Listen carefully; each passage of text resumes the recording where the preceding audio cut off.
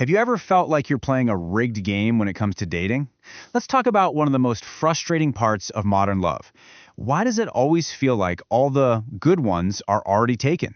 I mean, does this sound familiar? You go on dates, you meet people who seem great on paper, but just when you think things are getting real, poof, they pull away. And you're left wondering, is it me? Am I just cursed?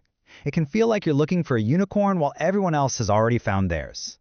Well, what if I told you the problem isn't personal? It's mathematical. Seriously, you're not cursed. You're just playing a game where the odds are statistically stacked against you from the very beginning. The answer isn't in some self-help book. It's in the cold, hard science of how we connect with each other. So to really understand the math behind this dating paradox, we first need to understand the players in the game. And lucky for us, psychology gives us this brilliant framework called attachment theory. Basically, your attachment style is your personal blueprint for love. It's the way you instinctively react to closeness and intimacy. It's formed way back in childhood, and it ends up shaping our adult love lives in one of three main ways: secure, anxious, or avoidant. Okay, now this is where it gets fascinating. Look at these numbers. In the general population, a full 50% of people have a secure attachment style. These are the good ones, the people who are comfortable with intimacy. Then you've got about 25% who are avoidant and 20% who are anxious. So wait a minute. If half the world is secure, why are they so incredibly hard to find out there in the wild? That's the paradox we are about to crack wide open. Let's just quickly put the two key players here side by side. Secure people, they see intimacy as a good thing, a source of comfort and strength. Avoidant people, on the other hand, have this subconscious alarm bell that goes off. To them, intimacy feels like a threat to their freedom. So they use all these little tricks, we call them deactivating strategies, to keep you at a safe distance. And this one difference, well, it changes everything. And that brings us to the core of this whole thing. You need to stop thinking of the dating pool as a fair representation of the population. It's not. It's more like a game of musical chairs where some players keep getting up and others stay seated for the whole song. It all comes down to three simple, scientifically backed facts that completely warp the statistics of who you're actually likely to meet. Let's break them down. First, we have what I like to call the fast recyclers, the avoidants. Because they instinctively push intimacy away, they tend to end relationships more often. And when they do, they bounce back ridiculously fast. They don't really take time to heal, they just jump right back into the dating pool, ready for the next person. They are constantly being recycled through the system. Now contrast that with the secure people.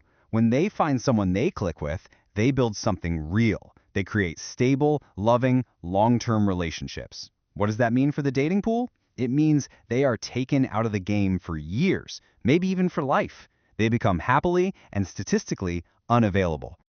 And here's the final crucial piece of the puzzle.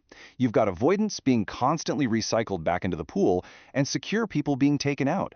So you might think, well, the avoidants must just date each other, right? Wrong. Research shows they almost never do. There's just no emotional glue to hold them together. If no one is pushing for closeness, the whole thing just fizzles out. So that means they are only available to date people with other attachment styles. And this chart is the punchline. This shows you the result of everything we just talked about.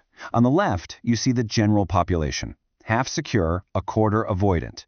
But on the right, that's the actual dating pool. It is absolutely flooded with the fast recycling avoidance, while the secure people are almost nowhere to be seen. So even though they're a minority in the world, avoidants become the overwhelming majority of people who are single and actively looking at any given moment. Remember this number, just 25%. That's how many avoidants are in the population. But because of their behavior, they are massively overrepresented among the people you can actually go on a date with tonight. This is the statistical trap you've been falling into. So, is this all just incredibly depressing? Should you just give up on dating? No, absolutely not. Because understanding this math isn't a curse, it's your new superpower. Knowing the rules of the game is the very first step to finally winning it.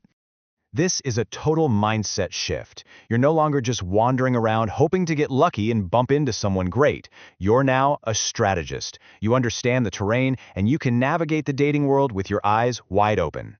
And honestly, here is the most liberating part of all of this. The next time you're dating someone and they suddenly pull away or get weirdly critical or just send you 1,000 mixed signals, you no longer have to spiral and ask, what did I do wrong? You can see it for what it is. It's not a reflection of you. It's a predictable pattern of their attachment style. It's not about you. So what does this new game plan look like in practice?